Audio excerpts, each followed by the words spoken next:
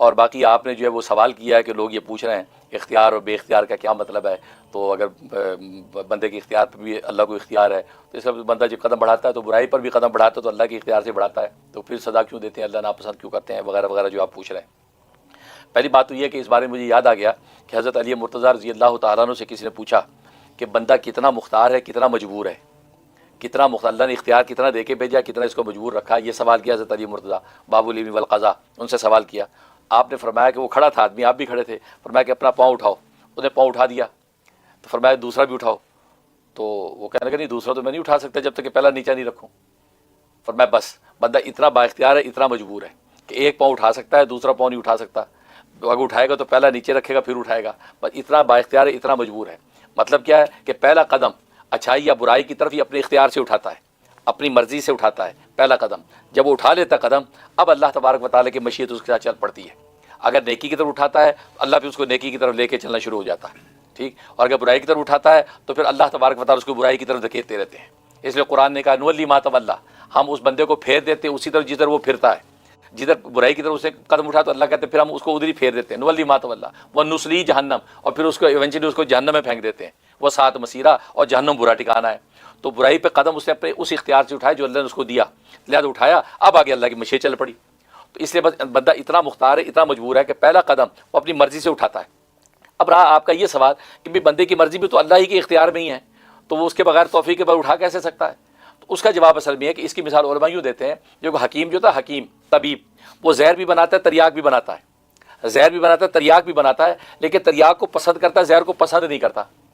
بس یہ سمجھ لیں کہ اللہ تبارک و تعالیٰ نے اچھائی برائی دونوں پیدا کی ہیں, لیکن اللہ اچھائی کو پسند کرتا ہے, برائی کو پسند نہیں کرتا. جیسے حکیم زہر کو پسند نہیں کرتا, ایک خاص ضرورت و مسلحت اور حکمت کے تحت بنایا ہے, وہاں پر اس زہر کو استعمال کرتا ہے, کبھی اس کو بجھا کے استعمال کرتا ہے, کبھی ڈائریکٹ استعمال کرتا ہے کسی دشمن کو, یعنی کیڑے مکوڑے مارنے کو.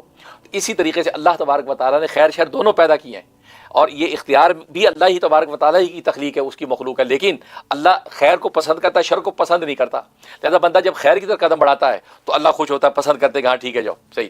اور شر کی طرف قدم بڑھاتا ہے, اللہ لے کے تو چلتے ہیں اس کو, لیکن اللہ اس کو پسند نہیں کرتے. اس لیے کہتے ہیں کہ ایک ہے اللہ کی مشیت, ایک ہے اللہ کی چاہت. اللہ کی مشیت تو یہ ہے کہ بندہ جو کرے گا وہ اللہ کی مشیت کے بغیر کر ہی نہیں سکتا, تو لہٰذا اچھائی کرے گا برائی کرے گا وہ اللہ کی مشیت ہی سے کرے گا. ایک ہے اللہ کی چاہت, اللہ کی مرضی. اللہ کی مرضی ہے کہ بندہ جو ہے وہ اچھا کام کرے, برا کام نہ کرے, ٹھیک ہے نا. بالکل یہ بات ہے. جیسے ابا جو ہے بیٹے کو کہتے یہ دروازہ کھلا ہوا ہے, اب تمہاری مرضی جہاں جانے جاؤ, مجھے تم سے کوئی مطلب نہیں. اب اس کے کہنے کا یہ مطلب نہیں ہے کہ بیٹا اگر شراب خانے میں, جوئے خانے میں, زنا خانے میں جائے تو ابا خوش ہوگا, اجازت تو دی تھی. نہیں, وہ یہ چیز نہیں چاہے گا کہ ادھر جائے. لیکن ابا نے ایک خاص اپنی کیفیت کی وجہ سے اس کو اجازت دے دی, بھائی تو یہ دروازے کھلے ہوئے ہیں, جدھر جانے جاؤ. مطلب یہ اندر سے وہ یہ چاہتا ہے کہ خیر کا راستہ, خیر مسجد کی طرف جائے, یہ جو ہے شراب خانے کی طرف نہ جائے. بالکل اسی طریقے سے اللہ دے دیتا ہے اختیار.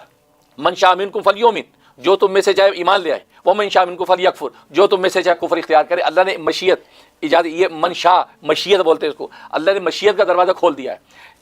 کفر میں جاؤ ایمان میں جاؤ, لیکن اللہ اپنی چاہت اور میں چاہتا یہ ہے کہ یہ جائے ایمان کے راستے پہ جائے, یہ کفر کے راستے پہ نہ جائے. لیکن اگر بندہ اپنی بدبختی کی وجہ سے, اپنی باطنی خواص کی وجہ سے وہ کفر کی طرف جاتا ہے تو پھر نولی ما تولی وہ نسلی جہنم وساعت مسیرہ, پھر اس کو جہنم میں دھکیل دیتا ہے اور پھر وہ سزا کا مستحق ہوتا ہے. یہ ہے وہ اس کی حقیقت کہ اللہ تبارک و تعالیٰ اس انداز سے چیزیں لے کے چلتے ہیں کہ بندے کا ہر اختیار بے شک اللہ تبارک و تعالیٰ کی مشیت میں ہے, لیکن اللہ کی چاہت میں نہیں ہے. اگر وہ برائی کی طرف جاتا ہے تو برائی اگر کرے گا تو اس کی گردن پہ ہے, اور اللہ تبارک و تعالیٰ اس کو پوچھے گا, اس کو سزا دے گا. نیکی کی طرف جاتا ہے تو نیکی چونکہ اس نے پہلا قدم خود رکھا ہے تو گویا کہ اللہ نے گویا کہ خوشی کا اظہار فرمایا.